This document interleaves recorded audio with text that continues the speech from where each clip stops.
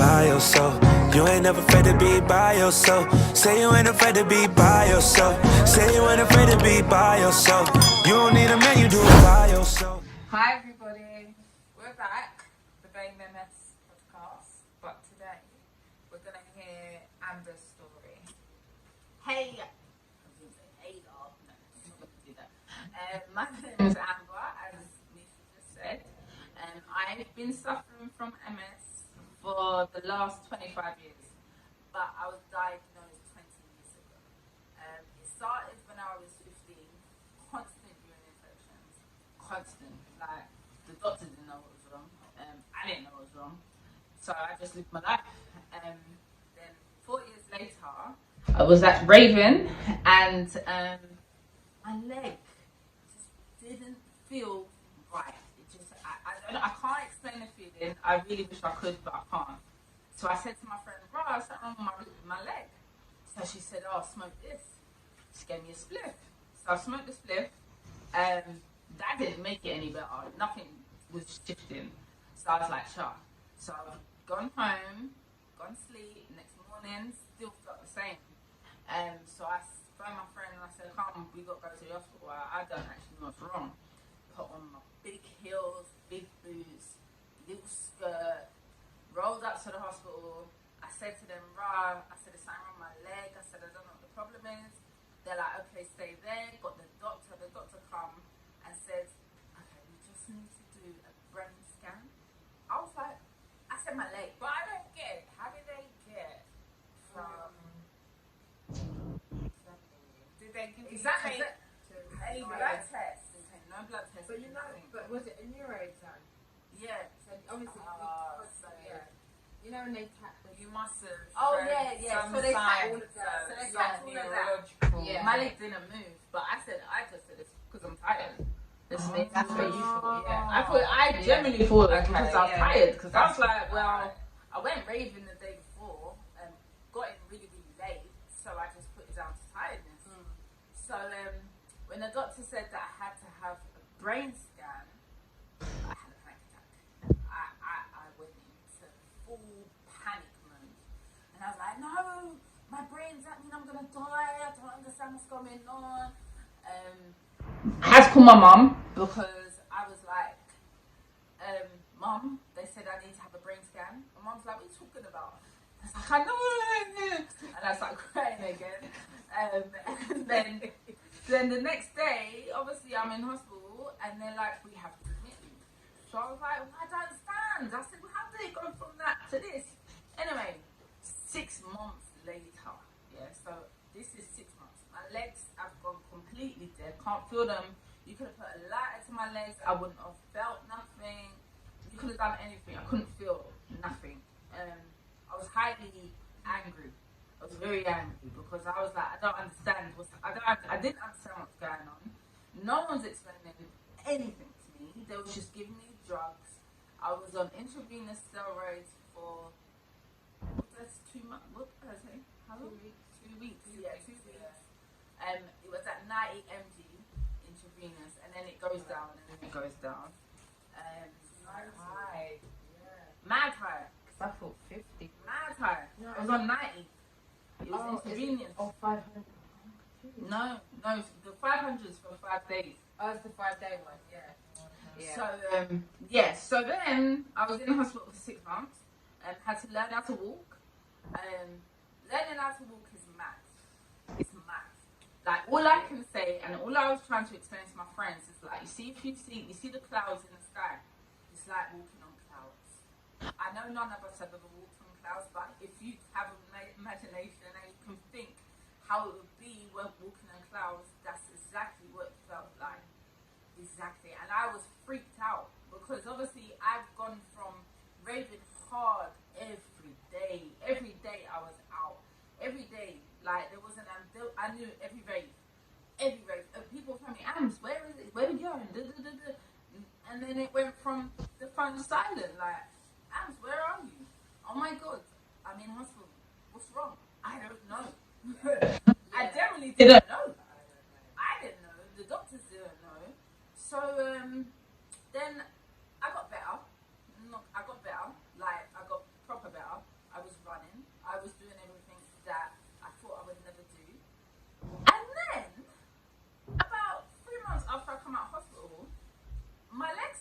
go again. So I was like, oh no, it's happening again. Started getting freaked. I was like, oh my god, phone the doctor. I got to call Dr. Silva. No, yeah. He's the one that told me I've got MS. So now, what I knew of MS was you just are very paralyzed and you die. That's all I knew, because anyone that I knew that had MS was dead, or not even dead. They were terribly sick. And so I was like, I don't think I've got that. I was like, I don't think I've got that. And then he's like, no, because you've had reoccurring attacks. He said, that's why we call it. That's why we think you have MS. So I was like, right, cool. So from the age of 20 until 31, I was fine. I was absolutely fine. Like, I'd have a here and there blips, you know, the leg might be weak.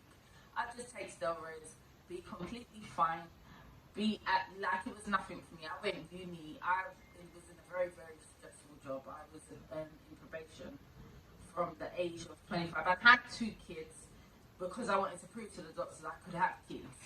Yeah, like, you're telling me I can't have kids. Yeah, so I had 2, they're 15 and 12 now.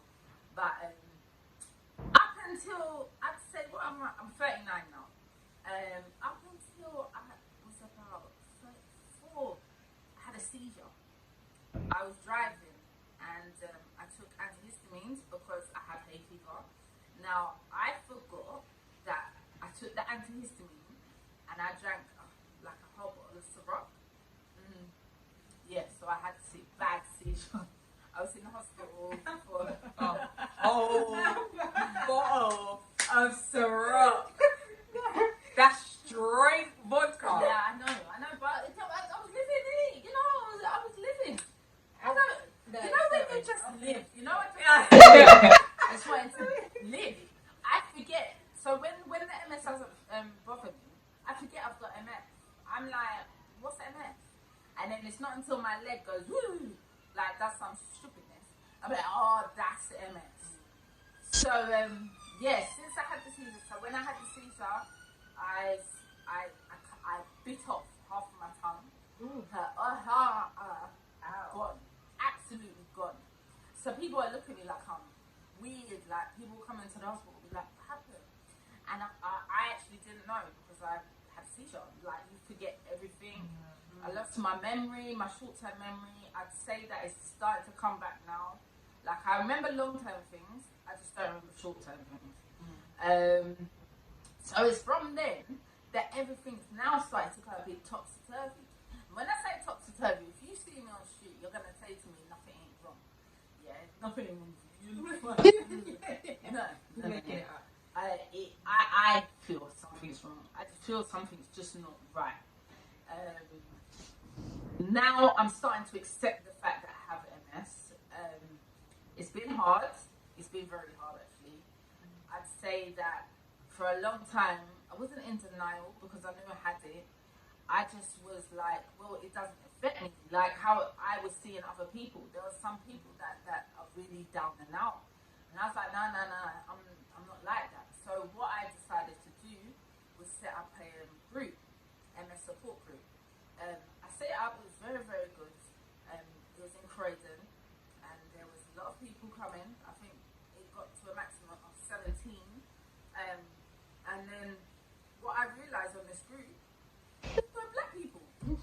So I was like, am I the only black person? With MS. That's what I thought. And no young black people. Like, no young black people. So I said, you know what? I said, this isn't right. I'm a young black woman. And I'm surviving and I'm doing what I know. I'm working, I'm looking after kids. I'm a single mom. So I'm doing everything myself. And I was like, I can't be the only person doing this. Like I started to feel a bit, started feeling, very isolated. Yeah. Very isolated. That's how I felt. Because I was like, no. Because when I'm telling my friends, obviously, God bless them, I love my friends, but you can't talk to them. I can't say to them, Raj, you know what? My legs hurting, or my legs feel weak. They won't understand. No one understands. Yeah. Shake it off. Yeah, exactly. Yeah. Can't shake this off. I wish I could shake it off. I really wish I. sometimes I sit there and I think I can just saw off my leg and screw it back on, and this time it will be perfect. I swear, that's what I think all the time. Obviously, you can't do that. I think that, yeah, sorry. So I set up a group, and that's been running well. These two lovely ladies, they've been helping me on the group. We were meeting every other week until lockdown. Lockdown kind of shed the lot of stuff. Because I had to put it on Zoom. We did, We've done it on Zoom. Yeah, we was doing it on Zoom. And then we met up. So I suppose it was working, but I just feel like I need to reach a bit more people because I don't want anyone to feel like they're alone in this, because this disease, one of the loneliest diseases. One of the loneliest. And and if you're not a strong person, depression. I've gone through depression. Gone through the anxiety. I still have anxiety. I mean, before, I suppose, when I used to rave a lot, anxiety, what's that? Like, when I used to see people and they used to tell me, oh, I've got anxiety, oh, come on, stop it. Stop it. How can you be like that? I didn't believe it. I didn't believe it until it hit me. And I was like, whoa. No, I'm not supposed to feel like this. This isn't me. This isn't Amber. This isn't, I think when you suffer from anxiety, you don't feel like the person you know you are. And I knew I weren't that person, so I've been struggling a lot with anxiety. And it's hard for people who knew me before to understand that. And it's hard for me to explain it to them. So I feel like this way is the best way, just to get it out, so I don't harbour it and I don't like hold it in to make myself like a manic depressive person that don't ever come out, because I do. I like people, I like mingling, and I just have to. I think now I have to just own the MS and just know I've got it, but know I can do whatever the I want to do. I can. I raise people by myself. Exactly. I go to gym every day. Exactly. Sorry, how many years have you been in probation? Well, I was in 13 years, is what I'm saying. So, you know? Yeah. That's really stressful. Yeah. Because that's not a simple job. Yeah. No, I don't do it no more though. Because, it was stress. And I think when you get to a certain age, I think you have to realise and prioritise certain things. Yeah. And my health, to me, is like one of the things that I prioritise quite highly, before any money, before anything. I do. Yeah, you can't buy that. And this is what this MS has shown me. Like, you can wake up healthy you can wake up one day and be as healthy as shit, and then the next day, that's it. It's just gone. You can't walk. That's what happened to me. I just couldn't walk. And as much as, like, I look at my legs and I'm like, oh my god, move. Why are you not moving? Slapping the leg, trying to get the leg to move. Walking, when I feel like that, like right now, I'm going for a relapse. I've gone to the hospital and they've said to me, oh, you're going for a relapse. A very bad relapse. So I'm like, oh, okay. I know my walking's a bit off right now. I know that. I thought it was because I had a urine infection. Obviously, it's because of having a relapse. I'm not taking their medication because for how many years I've been doing it without no medication. I won't tap their medication because I know what it does to you. Just the side effects are just stupid. And God didn't give me this for no reason. Like, and He wouldn't have put me in a situation where I can't handle it. So I research a lot. I find out what's good for MS and what's bad for MS. I live a very healthy lifestyle. I don't eat dairy. I wheat. I did stop eating meat for a bit, but I just gotta be real to myself. I love meat. The only thing I don't eat is pork, but I love meat. So I will eat red meat once a week. I'll eat chicken, majority fish, because it's a bit lighter as well. I drink a lot of water. I drink about 2.5 litres a day, hence why my skin, and I don't drink alcohol no more. I've stopped drinking alcohol. I think that having that seizure scared the living daylight out of me. And so you know, when you're put in a situation like that, you're just like, you know, what's better? You don't want that. Yeah. You know? Yeah. I still want to be here for my kids. You know, my kids are 15 and 12. I want to see them grow. I don't want to see their mum down and out. Or I don't want to see their mum as a give up. I don't give up. I battle up. I will never give up. For the rest of my life, I will have MS for the rest of my life, and there's no way this is going to hold me down. And I feel like us doing this is just to show other people that's got MS. If anyone's feeling down about it, don't worry. Everyone feels down. Everyone. Regardless, even if you've got another disease, I understand. It's true, yeah. It's a lonely thing. Having a disease is chronic illness is lonely, and no one understands. When you say you're tired, okay, so when I say I'm tired, it's not tired, it's fatigue. When you're fatigued, I don't know if anyone else has suffered from fatigue, but it's more than tired. Yes. Yeah. It's just more than tired. It is fatigue. There's primary and secondary fatigue. Oh, is it? Oh, I didn't even know that. Yeah, I did the classes. No, on fatigue management, because basically the primary fatigue is the fact that our brain has to work harder to literally do basic stuff. Yeah. So to get up and walk, our brain has to work harder than everybody else's. So the kind of over time, the constant working harder just makes you more tired. Yeah. Secondary fatigue is stuff like the medication. Okay. You take medication and that secondary fatigue. That makes stuff like all that other things like it's like depression. That's another fatigue. Do you know what I mean? Okay, so I must have primary fatigue. You got both. I got both. So whatever, all of the other. So you got primary. So no, I don't know how many other conditions will have primary fatigue where you just tired for no reason. You wake up like you run a marathon. You just tired. It's like you never just slept 7 hours. Yeah, it's like, did I really sleep? You don't need a reason. Like, for example, if you run a marathon and you're fatigued after, That's like secondary fatigue. Yeah. But primary fatigue, you just tired. You know what? The thought of running a marathon makes me tired. The thought of it. Like, and that's one thing I said, you know, I said when I come out of hospital, I said, if there's one thing I want to know how to do, is run. I said, that's the only thing I couldn't run. For the life of me, I couldn't run. And I was like, I don't understand why I can't run. Could you run before? Yeah. Oh, yeah, I could run before. And the only reason I wanted to know how to run here was because, you know, raving is quite dangerous sometimes. So you know where the exits are. You know where the exits are. And I was like, I just need to know that I can run to the exit. Yeah. Well, this is raving back in the No, sorry. It happened to me. When? New Year's Eve. What? New Year's Eve? Sorry, I got bruised. I called the edge of a fight because I couldn't run. A fight I when? couldn't run. Is this in the 21st century? Yeah, I'm sure. 2018. I think it was this last New Year's Eve. Last year. Serious? When was that? I can't remember. Was it Rampage? Oh, It was Rampage. Yeah. And I caught the edge, and I you know when you see it, Yeah. before my brain could send the message. Yeah, because that's what happened. I got The tired. messages when it goes to the legs. Big old bruise on my arm, you know. I was like, let's say it, but yeah. So yeah, running. You know, for anyone that has MS, if you can run, kudos to you.